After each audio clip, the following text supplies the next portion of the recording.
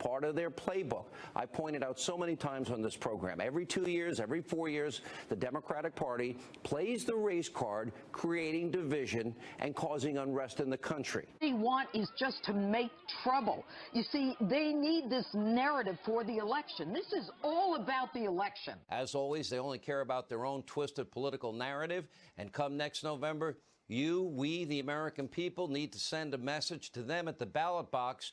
We've been talking about it, and I think that starting next year in those elections, and the ones that are coming, is already happening in Seattle. They don't want to defund the police. All across the board, this case should be the rallying cry to end it. And it should be obvious to everyone, except, of course, those that want to play the race card like they do every 2 and 4 years.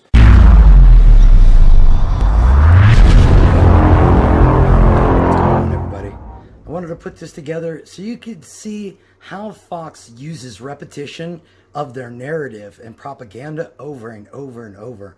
And every time an incident happens, it always leans back to talking about elections and the left. So take a look at the video. I hope you enjoy. Please subscribe to the channel, drop a like, hit the bell, share this out. Enjoy. We'll talk to you soon. Love you guys. Although it was horrific, what happened on Wednesday night was horrific. I think all Americans needed to take stock of the rioters. I mean, these were not protesters. They were rioters. They were people who were tearing the fabric of our community apart. They were anarchists. There were a lot of out-of-town agitators. The cops say down there 70% of the people they arrested had out-of-town ID. Right. Is that any surprise? I mean, what these people do is they go around the country to make trouble. And it's the people in the community who suffer. The African-American community, the African-Americans who were victims of their own crime, of black-on-black crime. And what they're doing now is they're disrupting a society, and they're disrupting the peaceful society that people want, and they're creating their own narrative. Judge, what are they protesting? Because in the beginning, remember, it was Black Lives Matter. They felt like black people were getting killed by white cops. But here in Charlotte, it's a black officer. It's a black cop, a black person who was shot. What they want is just to make trouble. You see, they need this narrative for the election. This is all about the election. Black Lives Matter and this whole movement funded by Soros is all about the Democratic election, giving the Democrats some reason to join together to come out and vote for the Democratic Party. It's why these illegals who were supposed to be deported were given citizenship. It's why there is this movement to get people to vote and sign up to be citizens. That's what's going on right now. It's all about the election. Now, make no mistake, this was all provoked by radical, racist extremists, but the violent clashes should never happen.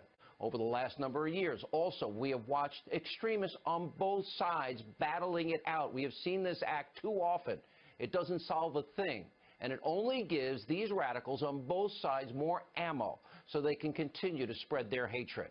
Now, instead of covering this horrible situation fairly, openly, honestly, like we're going to do tonight, over the weekend, we saw the Destroy Trump establishment media go into a feeding frenzy, trying to assign blame as quickly as possible, and of course to paint the president, all conservatives, all Republicans, as racist and bigots. That's not true. These are the exact same tactics we see by the left every 2 and 4 years during the election cycles, and we'll have more on that in just a minute. President Trump is not a racist. Conservatives, the conservatives I know, like, and love, Republicans I know and like, they're not racist. The country is filled with people that are good, honorable, and decent, and that's most conservatives, if not all that I know. Now, I'm not saying, nobody's saying racism doesn't exist. It does exist in this country. It's sad. But if we're going to be fair and honest, this is not exclusive to one particular party. You know, for all the white supremacists out there, you know what?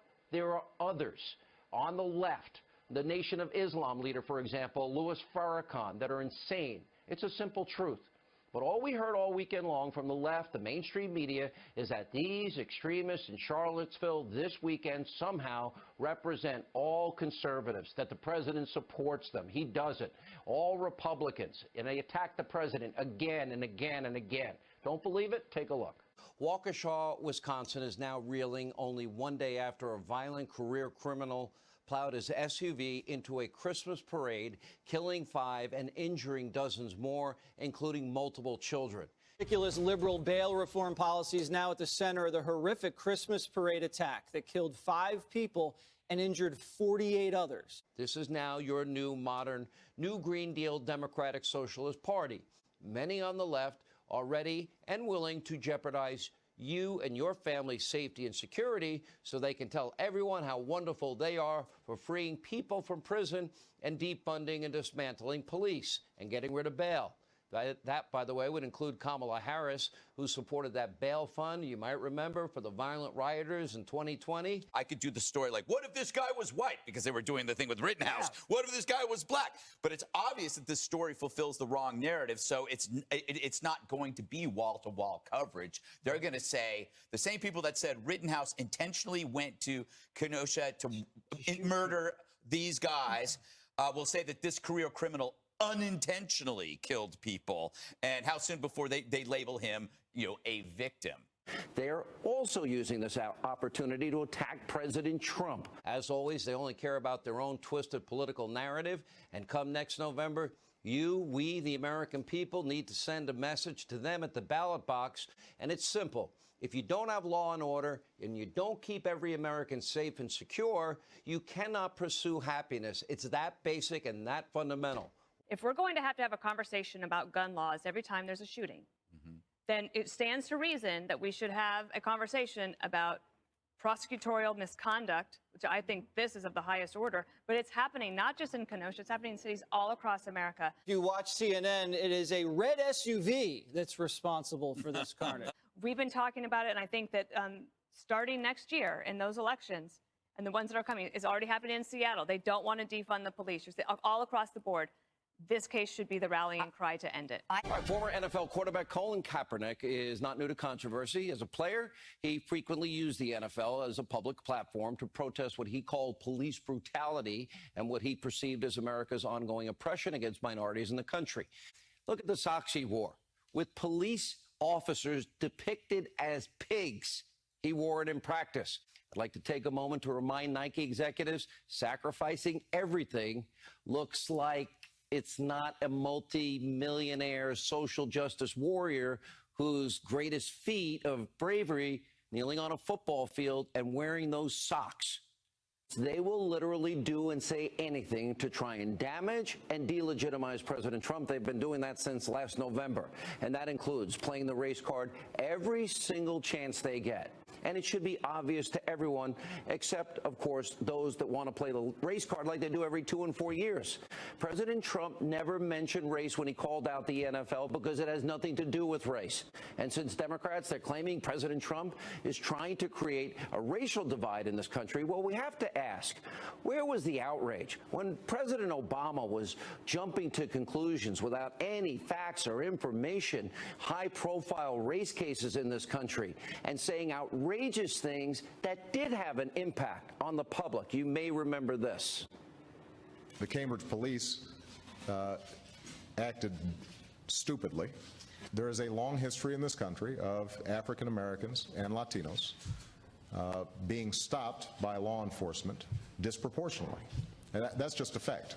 When Trayvon Martin was first shot, I said that this could have been my son. Another way of saying that is Trayvon Martin could have been me 35 years ago. Rush judgments, rushing to judgment, no evidence, no belief that somebody's innocent until they're proven guilty. And we can go back even further to Barack Obama's book, Dreams of My Father. The media never pointed it out. We did, where he quoted the Reverend from the Church of GD America, Jeremiah Wright. Listen to, well, then candidate Obama saying this.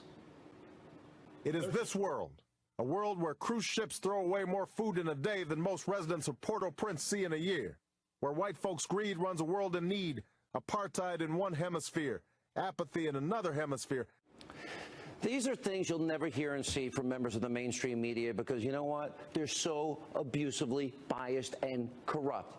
And then there's President Obama's book. Remember Audacity of Hope, Where was the media? Remember he recounted a sermon from Reverend Jeremiah Wright from the Church of GD America. White folks' greed runs a world in need. Was the media outraged over this? It is this world, a world where cruise ships throw away more food in a day than most residents of Port-au-Prince see in a year. Where white folks' greed runs a world in need, apartheid in one hemisphere, apathy in another hemisphere. Oh, you're so inspired by Reverend Wright, Black Liberation Theology.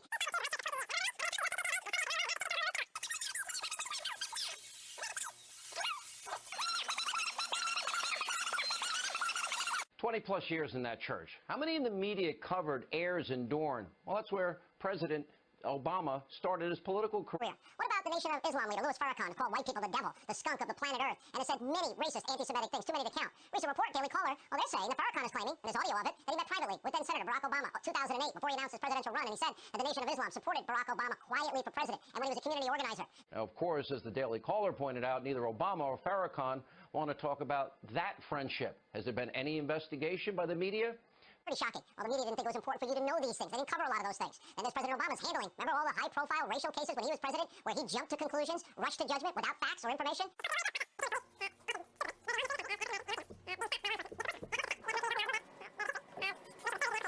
President Obama also had members from the group. Remember Black Lives Matter? The people chanting things like pigs in a blanket, fry them like bacon, talking about cops. Or where they talked about, what do we want, dead cops? When do we want them now? Oh.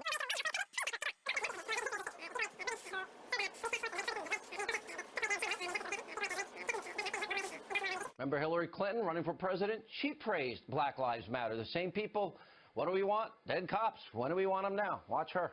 Where was the left rushing to condemn those comments? He wasn't a candidate, but he was in politics. They didn't do it because playing the race card, dividing the country along racial lines, is how Democrats think they need to win and get votes. Part of their playbook.